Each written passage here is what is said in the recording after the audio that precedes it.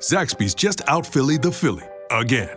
The Zaxby's Chicken Philly is back with garlic aioli, sautéed peppers and onions, decadent melty cheese, and your choice of Zaxby's signature crispy chicken fingers or delicious grilled chicken. But it's only back for a limited time, so enjoy it while you can. No pressure. It's just the greatest sandwich of all time on a ticking clock. Order the Chicken Philly today. Who's got the sauce? Zaxby's. Every leader knows that growth starts with a single step, or sometimes a single insight.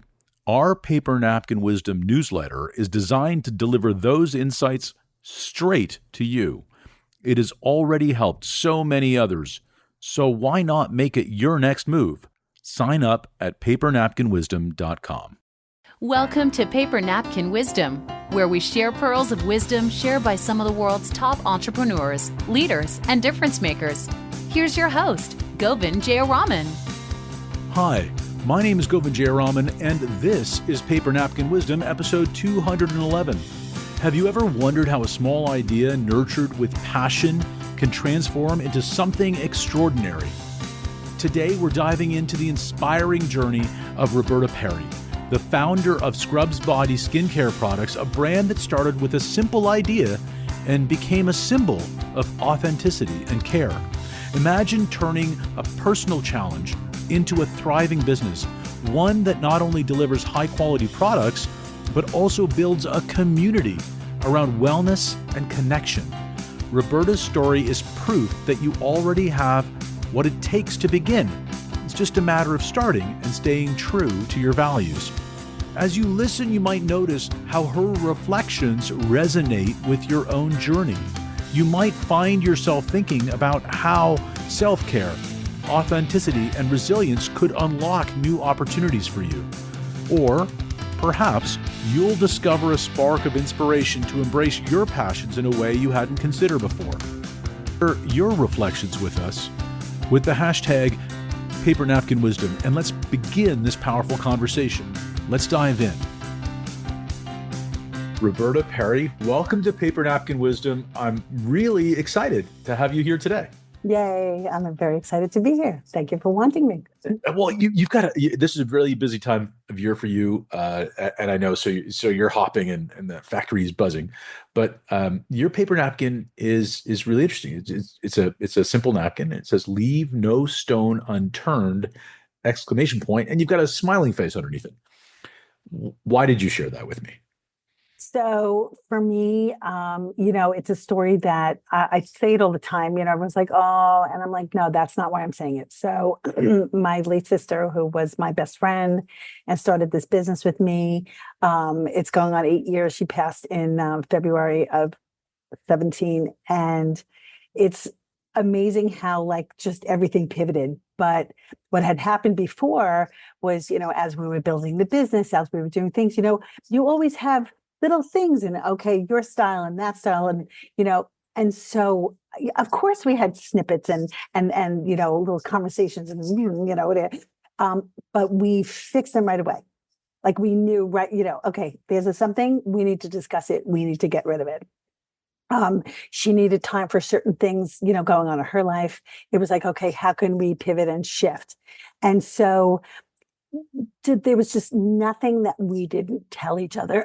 I mean, in that sense, we were lucky. We were sisters, we were best friends, but to have that in business, which I don't know if everybody can work with their sibling, it, sort of opened the door to nothing was going unsaid, whether it was good, bad, or indifferent. And so when she passed, I've said this 1,000 times, I'll say it 1,000 more. There's not a minute of every day that I don't wish she was here and miss her all the time. But it's almost hard to describe. I say I have a very unique relationship with death.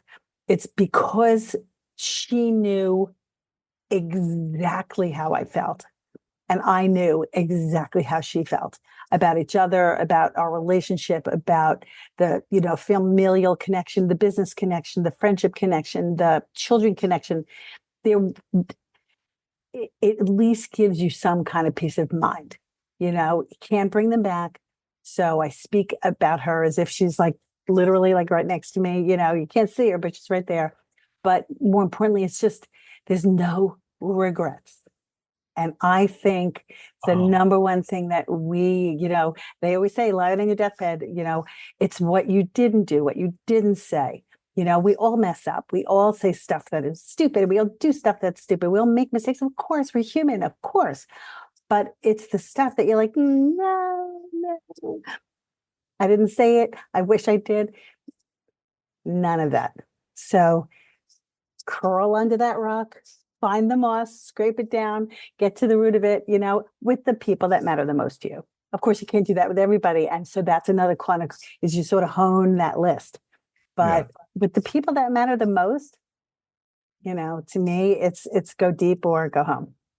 Were you always like that with Michelle? Like, was that always your relationship from the time you were kids? Well, and how many years are between you? I was just going to say that. That's funny. So now, and it was 6 years, 7 months to the day, because she was the 14th of October. I was the 14th of March. So I was 62. She would have just been 56. So for years, it was, she was the baby and she was this. Then she had some autoimmune issues when she was younger, and she got all the attention. So then I was like, what's going on? Then she got me in trouble, when I was doing all those little teenage things, and she was younger, and my mother was saying, just spy on your sister. So no, there was definitely that pocket where, and then I have a brother who's 3 years older. So we were, kind of raised together early on. And so it was a different kind of relationship. But when she got married pretty early, and she moved to Florida for a little bit. And it was like, oh, I miss you. It was all of a sudden, everything shifted. And, I went down there a couple of times. Then she had my niece when she was still living down there. And I was like, okay, you really need to come home. And so she wound up coming home, which was great. But that's when it shifted. So it took a few years. Of course, I always sort of protected her and loved her and, watched out for her. But we, as far as teenagers, we were miles apart in what we were doing in our lives at that moment. So yeah, from the time she was like 22, and at that point I was already, close to 28, I was already married, and, I had a kid. Everything shifted. Our whole lives became then, especially then we had kids together. And so we were kind of inseparable after that, which was great. That's awesome. So for people who may not be close to your sibling yet, it's not too late. But at the same time, there is, leaving no stone unturned for you is get under that stone now. Like, don't put it off for the people who matter to you. Like there's, so was there, so in this idea, and I don't want to jump past your sister, I want to come back to her, but learning that lesson and applying it in other places, have you had to remind yourself of that? Has it been difficult to get underneath that stone for other people? It's yes. It's also, it depends on the person, on the conversation, if it matters enough, so in my everyday, if it's a super great acquaintance, it's going to just be a great conversation. But, perfect example is somebody walked in here now, and I could see in her face, and she's like, she really is a friend. I will say her friend, but she's like new person. She moved in across the street from where my shop is. You could see it in her face. And I'm like, you need a hug, don't you? And she not only like held me and cried, but then went in the back and told me everything. And I was just like, and so we peeling back the layers, I'm just like, so not about small talk. I could do it, but so you kind of pick your spots, my best friend works for me. She showed up every single time, when Michelle and I were out doing some stuff. And then of course, when Michelle passed, she filled in and, then came to work full time. And we're best friends since 1977. I can tell you there's no stone left unturned on that one too. And so again, it's you pick your spots. Like you mentioned, not everybody's as close to their siblings. That's okay, because sometimes you can't be. It depends on the relationship, but you pick your friends who can become like your family. And so even if it's those people, we have choices in who we want in our lives. And so if you're picking those people to be around you, know them, share with them, share your own, heart and soul with them. And it's just meshed forever, because again, you know what, we're all going to die. And so it's I can close my eyes and conjure up just conversations. And, so it's like if you can speak about that person and have memories about the person and sort of live for them too. Oh my gosh, your mom would have loved this. So, I'll say to my niece and nephew, and doing something. Oh, she would, having, even like a mug with like, cutesy little things on it with 100%.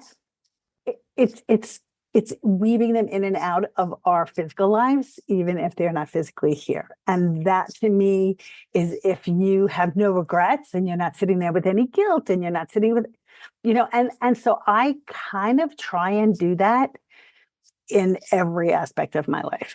Like I said, this sounds harsh and I'm not meaning it this way, but I won't waste my time if it's a relationship that's not going to be one of those relationships. Then it's just fine. It's friendly. It's sweet.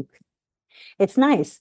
But it's the ones that I would have regret if I didn't say how I felt, say I love you, say I'm sorry, say I'm going to step back, say all the things that kind of reiterate with soul attachment.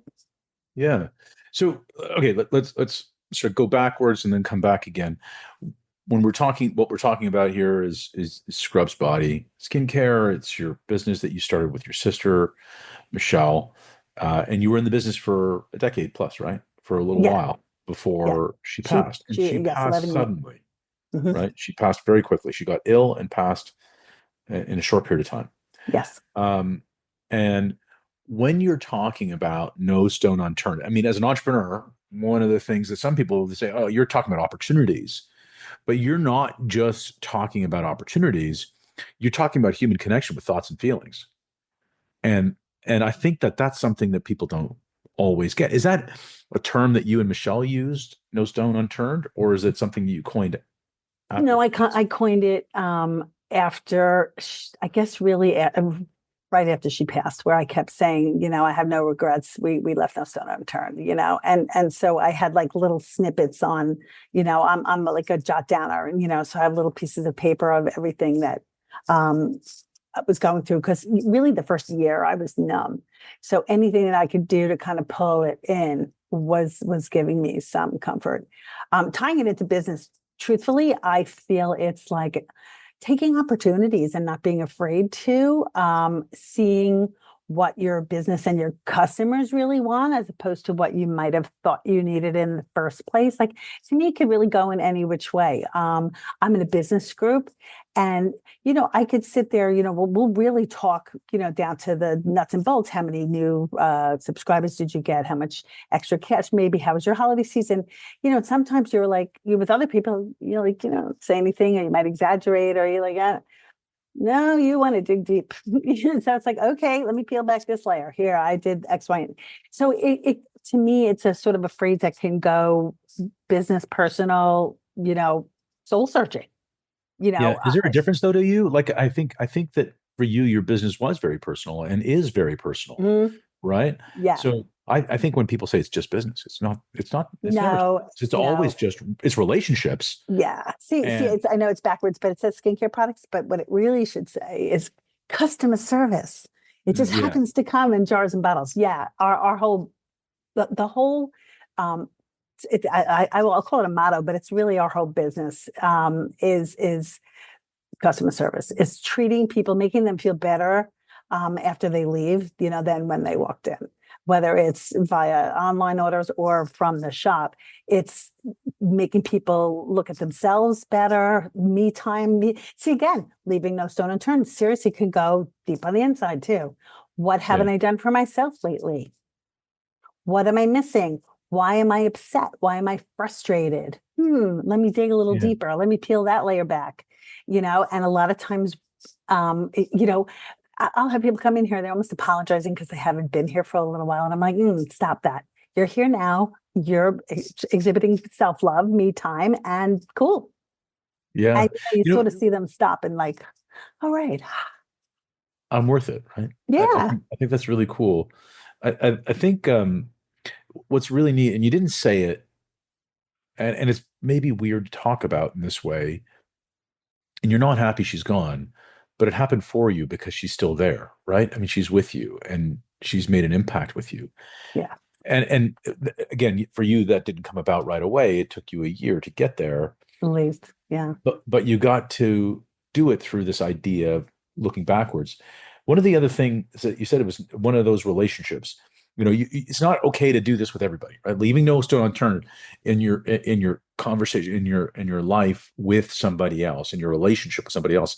You're not talking about do this with every single person you No, meet all the time. you So my can't. question was, how do you discern, Roberta, between the people that you do that with and the ones you don't? How do you know that you've got a soul connection? Well, I sort of see it as my circle is, my husband or whoever your significant other might be, my children, my grandkids, my best friends. And then I'm blessed and lucky enough to have seriously hundreds of acquaintances and friends that I've made through the business, through my life, through, just reacquainting with people. But it's never going to be that same core. Even people like that we'll socialize with because we have mutual friends. So I might be out for dinner with 8 people, but really only, 2 of them are super close to me, and that kind of thing. I'm still going to be, enjoy every minute of that I'm going to be with these other people, and I would still consider them my friends. But it's sort of it's like a galaxy. It's they're in the outer galaxy. It's the inner galaxy. To me, it's the inner ones, the ones the ones that will really care when I'm gone, the ones that I can call at 3:00 in the morning, those are the ones. Yeah. So the people in the hundreds is not what you're talking about. It's the people No, closer you than you. can't. Yeah. You don't have that capacity, because you need to put a lot of that attention in on yourself also. I think the number one person in that whole universe, honestly, and I don't think it's selfish, I think it's selfless, has to be yourself, Yeah. because I think we're better for knowing who we are, what our needs are, what direction we want to go in, what just how we're feeling in general. Because then, if you're sort of happy with yourself, everything else you're sort of exuding to everyone else. When you think, oh, why did I just do that for that person? And I just, well, and then every time you feel guilty for taking, no.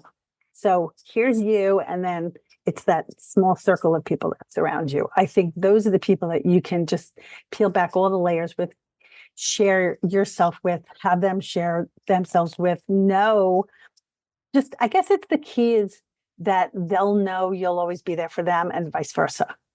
Yeah. That's as much a part of the story, I think. Where does that come from for you with that? Like, let's give you the example of the woman who you said who came into your store just a little while ago, right? You connected with her. Where did that curiosity for her come from? Like, how do you prepare yourself? Sometimes I think it's just a gut sixth sense. It happened with her. I can think of, if 100 customers walk in and they're all amazing and I'm grateful for each and every one of them, but only 4 are going to become my friends. Mhm. It's sort of, you see it. I don't know. It's a comment. It's a smirk. It's a energy aura. I remember one of my dearest friends, her kid was in my child's nursery school. I mean, this is 25 years ago. And it was the first day of class. And I said, my kid's birthday party is in 3 days. And sorry for the late notice, but I'd like to invite your daughter because we're going to be friends. Mhm. Within an hour of meeting her, I said that to her. And 25 years later, she's still one of my dearest friends. So I think that you just, when my college roommate walked in the door, it was immediate, Yeah. So I think that you just know, Wendy and I have had one, we tease, we've had one fight. I was right. But we didn't, peeled it back, said what was going on. And since 1977, have never been out of each other's lives, and that's kind of cool. So I think when you pick up people that you have that connection with, it's like when you fall in love, you basically fall in love with your friends, and your family. Sometimes it's going to be that friendship. Sometimes you'll just adore them and love them as family, but you'll never get to be that close. Um, you know, it's so I'm going to go with gut. I'm going to say we all kind of know when something's right. And to me, that's your first, antenna rising is, wow, this is a person I'll always connect with. And so I'm going to always be authentic with them. So what I think is interesting about what you said was you get that gut feeling about what you think you know, right? You know that something's right, and then you show up authentic. It's Mhm. not like you're waiting for them to make the first move. It's almost implied by what you said. And you said this earlier on that you have a very small capacity for small talk. You go first. And and you did that with your customer, and you talked about it very quickly. You talked about it here. Is that the way you've always been, or did you learn how to do that? Probably. I have always been that way. Years ago, I think they said that I just, never stopped talking and, had a big mouth, but, but it served me as I Yeah, got older in business for sure. yeah, Yeah, but because I love people, yeah. I really do. And I think that it shows. But I'll always be nice to people, but I'm not always gonna share my soul with everybody kind of thing. And that's really, I think, what it boils down to. Because I think we're so much more than just the physical being here. I think our essence, the fact that I genuinely sense my sister, sort of ask a question or I'll say something sort of to the universe, like I could really use something assigned today. And literally the next customer walks in, her name is Michelle.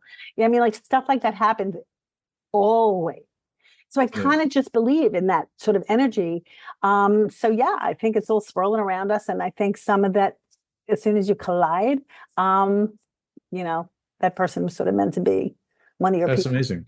And you have a lot of roles, right? And you inherited some extra ones when Michelle passed Yes. in the business and outside of the business in the family, right? Yes. Um, so so I can imagine that you have a lot of conflicting priorities and things that are pulling you a lot of different ways. Are you intentional about getting in the right space mentally and energetically before coming into work? How do you do that? Yes.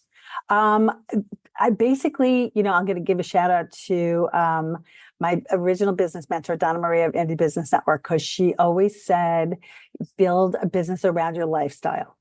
And so when I started this, it was 5 years even out of my house. And we were putting in, I was putting in the 14-hour days and the kind of craziness, but it was right there. And so it was a little easier.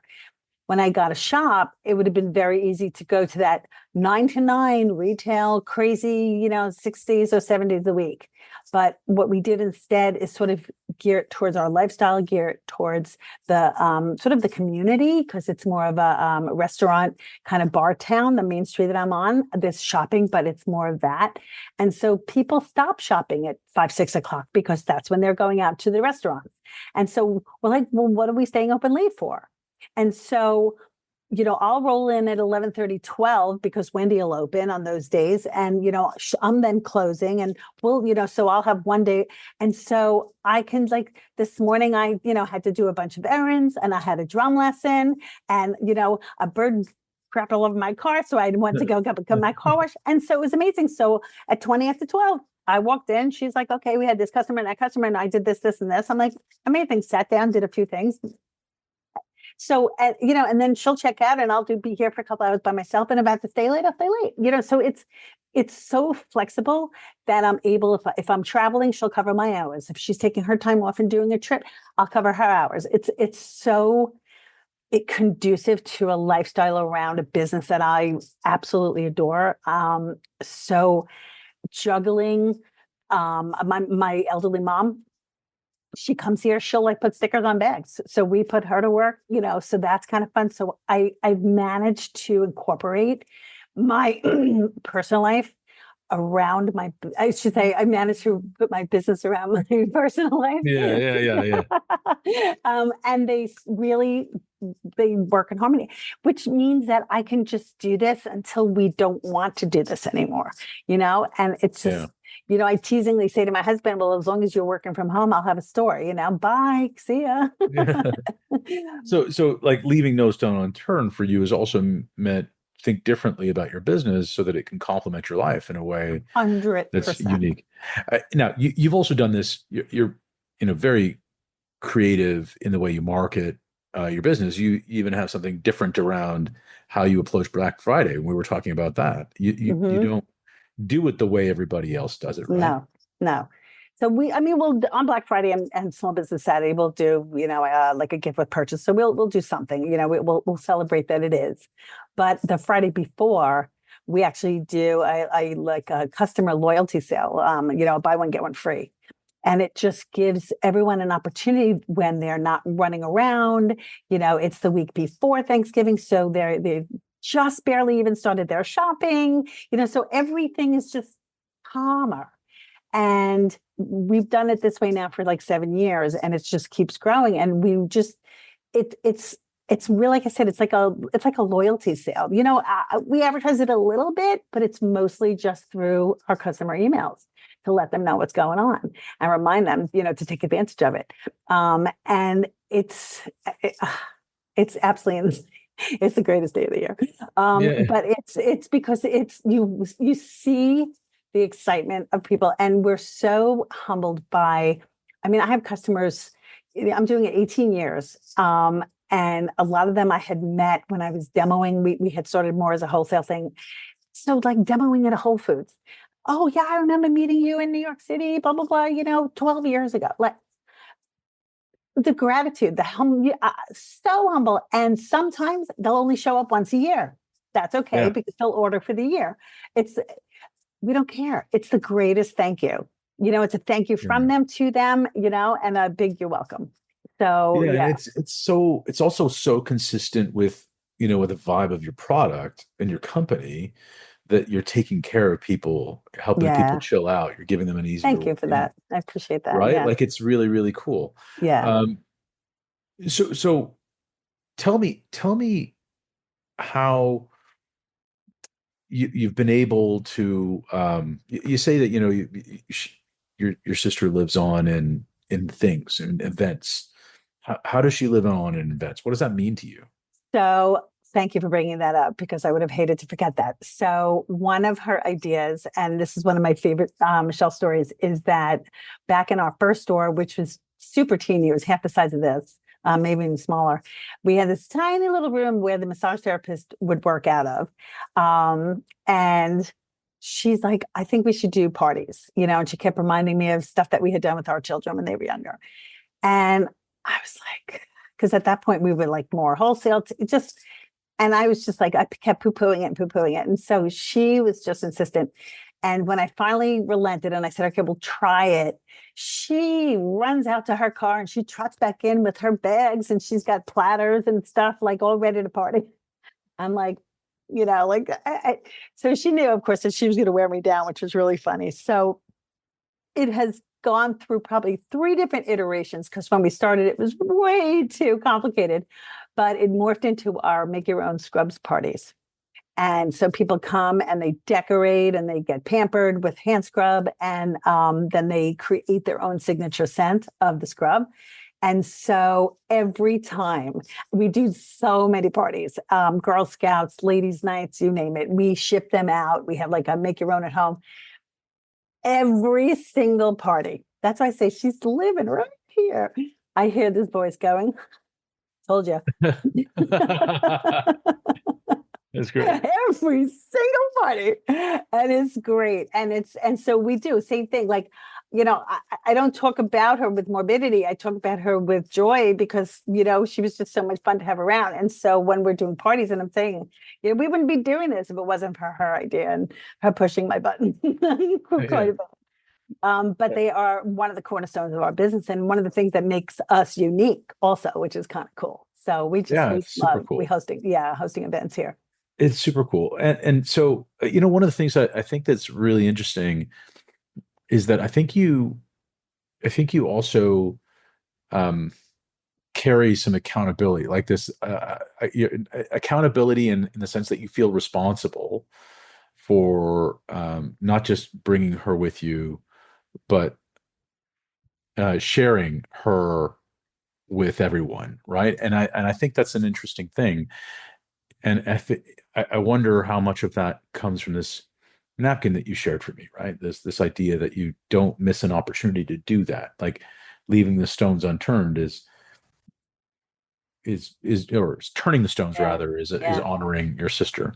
Yeah. Does that feel about right? Now that feels really right. That's so, because you had mentioned earlier how many roles that, I assumed in the family, kind of that, sandwich generation of mom, grandmom, daughter to my mom.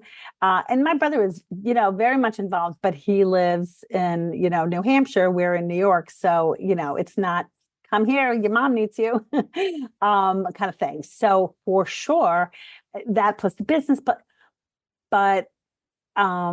it's that matriarchal role, sort of also allows me to just enjoy them too. I mean, they're all adults now, obviously not the grandkids, but and so a lot of life lessons, still working on it, work in progress, but recognizing that you have to step back and sort of observe and share, let them make their own things, but be available.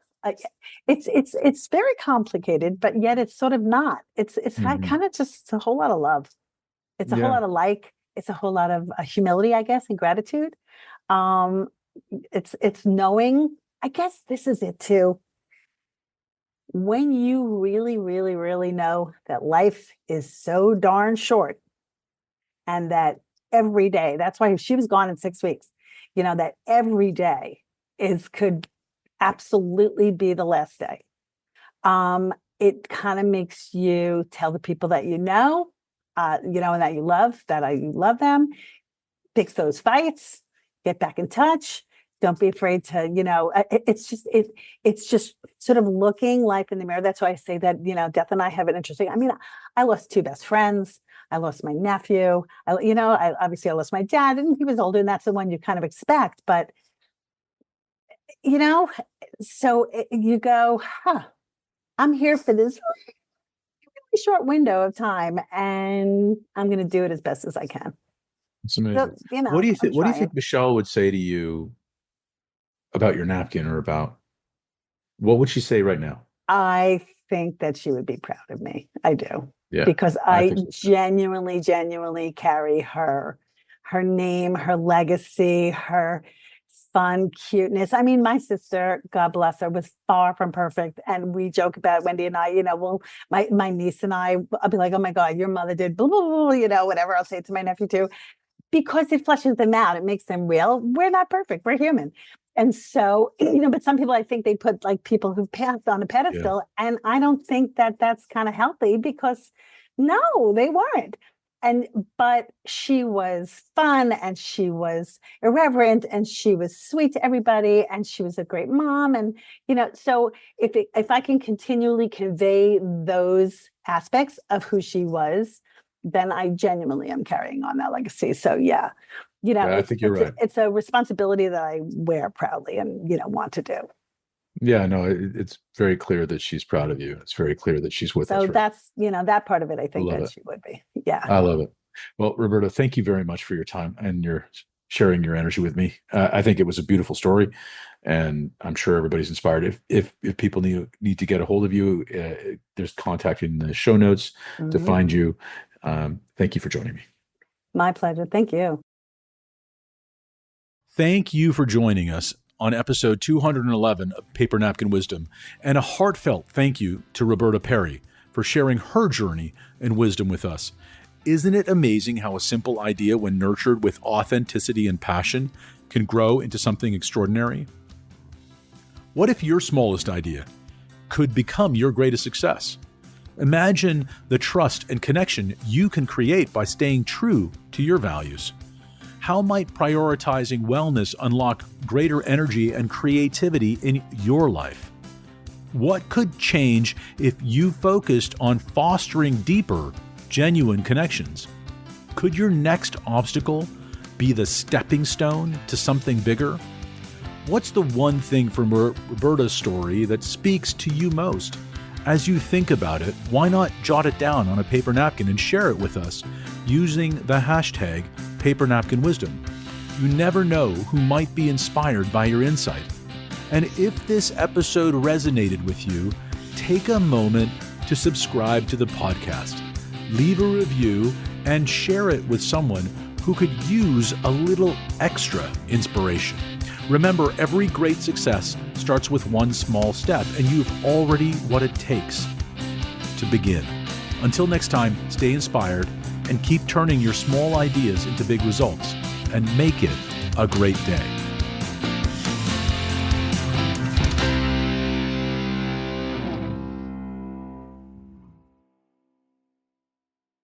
You're a startup founder. Finding product market fit is probably your number one priority. But to land bigger customers, you also need security compliance. Obtaining your SOC 2 or ISO 27001 certification can open those big doors, but they take time and energy, pulling you away from building and shipping. That's where Vanta comes in. Vanta is the all-in-one compliance solution helping startups get audit ready and build a strong security foundation, quickly and painlessly. Vanta automates the manual security tasks that slow you down, helping you streamline your audit. The platform connects you with trusted experts to build your program, auditors to get you through audits quickly, and a marketplace for essentials like pen testing. So whether you're closing your first deal or gearing up for growth, Vanta makes compliance easy.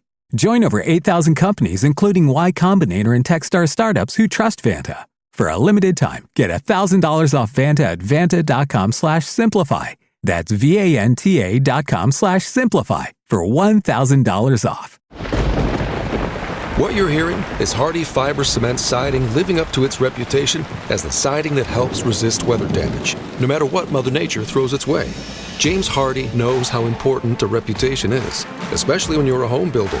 That's why Hardie products withstand the elements better than wood-based siding, with styles to match their strength. Because when home builders work with us, we deliver our best so they can look their best. Protect your reputation with exterior products by James Hardie.